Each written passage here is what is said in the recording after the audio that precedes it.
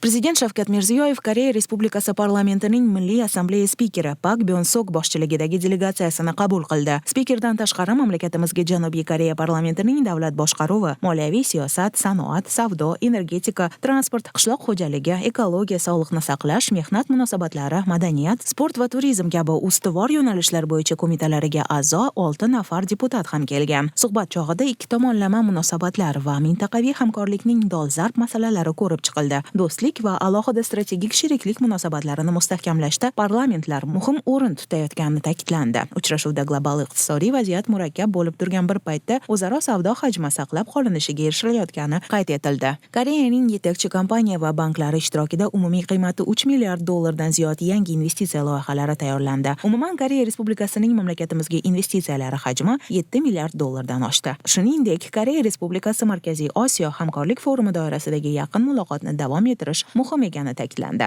Sog'liqni saqlash, ta'lim, ilm-fan va madaniyat, gumanitar almashinuv sohalaridagi qo'shma dasturlarni amalga oshirish masalalari ham ko'rib chiqildi.